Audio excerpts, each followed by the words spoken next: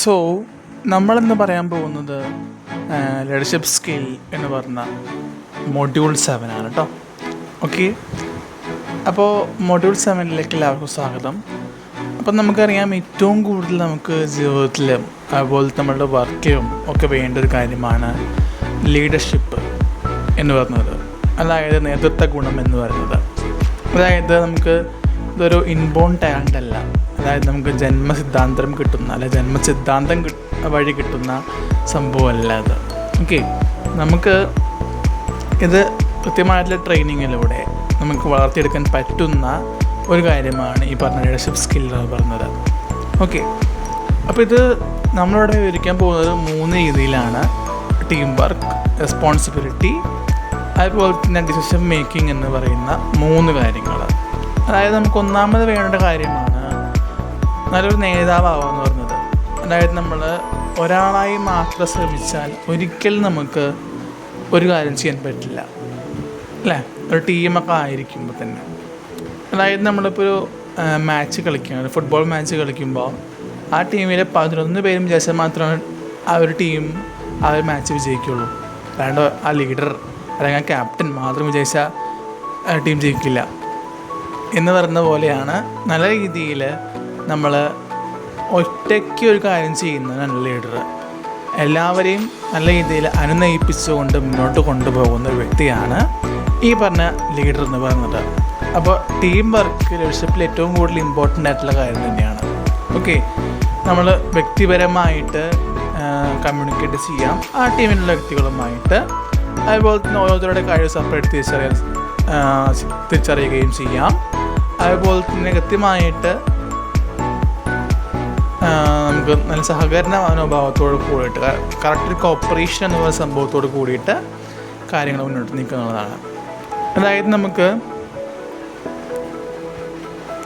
ഒറ്റയ്ക്ക് പോയി കഴിഞ്ഞാൽ നമുക്ക് വേഗം എത്താൻ പറ്റുമായിരിക്കും, പക്ഷേ നമുക്ക് കൂടെ ആരിലൊക്കെ ഉണ്ടെങ്കിൽ നമുക്ക് ആ ഉദ്ദേശസ്ഥലം മാത്രമല്ല, അതിനപ്പുറത്തേക്ക് വേണമെങ്കിൽ പോകാമെന്നുള്ളതാണ്. ഓക്കെ, അപ്പോൾ ഏറ്റവും വലിയ അഡ്വാൻറ്റേജാണത്. ഓക്കെ, അപ്പോൾ അത് മനസ്സിലാക്കാം. ഇനിയെന്ന് പറയുമ്പോൾ ഉത്തരവാദിത്വം അഥവാ റെസ്പോൺസിബിലിറ്റിയാണ്. അതായത് നേതാവ് വിജയത്തിലും പരാജയത്തിലും ഉത്തരവാദിത്വം എടുക്കണം. അതായത് തെറ്റുകൾ സംഭവിച്ചാൽ അത് അവൻ കാരനാണ്, അത് ഇവൻ കാരനാണെന്ന് പറഞ്ഞ ഒഴിയല്ല വേണ്ടത്, എല്ലാം ഏറ്റെടുക്കണം എന്നല്ല പറയുന്നത്. പക്ഷേ ഉത്തരവാദിത്വത്തിലൊരു പങ്ക് തീർച്ചയായിട്ടും ലീഡർക്ക് ഉണ്ടായിരിക്കും. അതൊന്നും ഒഴിഞ്ഞു നിൽക്കുന്നതല്ല ലീഡർ എന്ന് പറയുന്നത്. ഓക്കെ, ഒരു ടീമിൻ്റെ വിജയത്തിന് ക്രെഡിറ്റ് എടുക്കുന്ന വ്യക്തിയല്ല, ടീമിന് ക്രെഡിറ്റ് കൊടുക്കുക എന്നുള്ളതാണ്.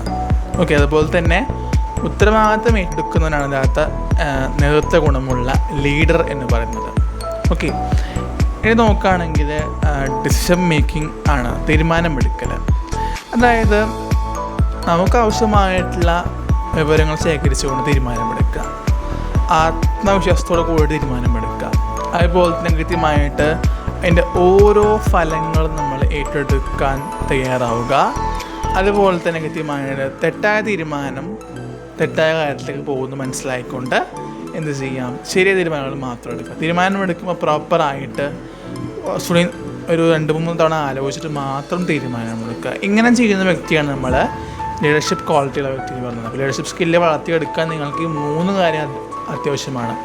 ഒന്നാമതെന്ന് പറയുന്നത് എന്തായിരുന്നു? Team work. രണ്ടാമതെന്ന് പറഞ്ഞത് റെസ്പോൺസിബിലിറ്റി. മൂന്നാമത്തെ എന്ന് പറയുന്നത് ഡിസിഷൻ മേക്കിംഗ് സ്കില്ലാണ് കേട്ടോ. അപ്പോൾ ഈ പറഞ്ഞ കാര്യങ്ങളൊക്കെ ആവശ്യമാണ് കേട്ടോ.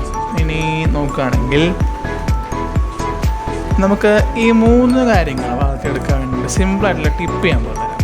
ഓക്കെ, അതായത് നമുക്ക് വേണ്ട ഒരു കാര്യം എന്ന് പറഞ്ഞാൽ നമ്മൾ എന്ത് ചെയ്യുക, മാക്സിമം നമ്മുടെ ഫ്രണ്ട്സായിട്ട് ഒരു കാര്യം ചെയ്യാൻ ശ്രമിക്കുക. പുതിയൊരു സംരംഭം സ്റ്റാർട്ട് ചെയ്യാം, നമുക്ക് പറ്റുന്ന എമൗണ്ട് വെച്ചിട്ട്, അല്ലെങ്കിൽ നമുക്ക് ചെറിയ രീതിയിൽ നമുക്ക് ഓൺലൈനിലായാലും സ്റ്റാർട്ട് ചെയ്യാൻ പറ്റും. ഓക്കെ, അപ്പോൾ അതിൽ എന്താ ചെയ്യുക, ഈ കേൾക്കുന്ന ഓരോ വ്യക്തികൾക്കും ലീഡറാകാൻ പറ്റുന്ന നിർബന്ധമില്ല, പക്ഷേ ലീഡറുടെ ഭാവത്തിലും തീരുമാനമെടുക്കാൻ പറ്റുന്ന വ്യക്തിയായിട്ട് മാറാൻ ശ്രമിക്കുക. ഓക്കെ, അല്ലെങ്കിൽ എന്താ ചെയ്യുക, നിങ്ങൾ ഓരോരുത്തരും നിങ്ങളുടെ ഫ്രണ്ട്സിനെ കൂടി ചേർത്തിട്ട് ഓരോരുത്തരും ഒരു ലീഡറായിട്ട് ആക്ട് ചെയ്യുക. അങ്ങനെ ആക്ട് ചെയ്യുമ്പോൾ അഡ്വാൻറ്റേജ് എന്ന് പറയുമ്പോൾ നിങ്ങളുടെ ലീഡർഷിപ്പ് ക്വാളിറ്റിയും എന്ത് ചെയ്യാൻ പറ്റും, നിങ്ങൾക്ക് ബൂസ്റ്റ് ചെയ്യാൻ പറ്റും. അല്ലെങ്കിൽ സ്കൂളിലോ കോളേജിലോ അവസരങ്ങൾ കിട്ടുമ്പോൾ അല്ലെങ്കിൽ ജോലി സ്ഥലത്തായിക്കോട്ടെ അവസരം കിട്ടുമ്പോൾ ലീഡർ ആവാൻ ശ്രമിക്കുക മാക്സിമം. അത് എക്സ്പ്ലോർ ചെയ്യുക, അത് എക്സ്പീരിയൻസ് ചെയ്യുക എന്നുള്ളതാണ്. ഓക്കെ, കൃത്യമായിട്ട് വീട്ടിലെ ഉത്തരവാദിത്വങ്ങളും മറ്റു കാര്യങ്ങളൊക്കെ ഏറ്റെടുക്കാൻ ശ്രമിക്കുക മാക്സിമം. അപ്പോൾ നമുക്ക് അത്രയും പക്വത വർദ്ധിക്കും, നമ്മളത്രയും ലീഡർഷിപ്പ് ക്വാളിറ്റിയുള്ള വ്യക്തിയായിട്ട് മാറും. അതേപോലെ തന്നെ നിങ്ങളുടെ സ്വന്തം തീരുമാനങ്ങൾ നിങ്ങൾ എടുക്കാൻ ശ്രമിക്കുക. പാരൻസിനെ ഡിപ്പെൻഡ് ചെയ്യാതെ സ്വന്തം തീരുമാനങ്ങൾ സ്വന്തമായി എടുക്കാൻ ശ്രമിക്കുക. തീരുമാനം വീണ്ടും വീണ്ടും ആലോചിച്ച് മാത്രം ഫൈനലൈസ് ചെയ്യാം. ഇത് നിങ്ങൾ ജീവിതത്തിൽ സിമ്പിളായിട്ടുള്ള ടിപ്പ് നിങ്ങൾ പയറ്റിക്കഴിഞ്ഞാൽ ഉറപ്പായിട്ട് നിങ്ങൾക്ക് എന്ത് ചെയ്യാൻ പറ്റും, ലീഡർഷിപ്പ് ക്വാളിറ്റികളുള്ള ലീഡർഷിപ്പ് സ്കില്ലുള്ള വ്യക്തിയായിട്ട് മാറാൻ പറ്റും. ഇല്ലെങ്കിൽ നിങ്ങൾ പഴയ പോലെ പോകും. അപ്പോൾ ഏത് വേണമെന്ന് നിങ്ങൾക്ക് തീരുമാനിക്കാം. അപ്പോൾ ഇന്നത്തെ ഈ ഒരു മൊഡ്യൂൾ ഞാൻ അവസാനിപ്പിക്കുകയാണ്. അപ്പോൾ നേതാവെന്ന് പറഞ്ഞത് ഒരിക്കലും അധികാരിയല്ല, ഉത്തരവാദിത്തം ഏറ്റെടുക്കുന്ന തൻ്റെ ടീമിനെ പ്രചോദിപ്പിച്ചുകൊണ്ട് മുന്നോട്ട് പോകുന്ന വ്യക്തിയാണെന്ന് കൂടി മനസ്സിലാക്കുക എന്ന് പറഞ്ഞുകൊണ്ട് ഞാൻ നിർത്തുന്നു. Okay, thank you.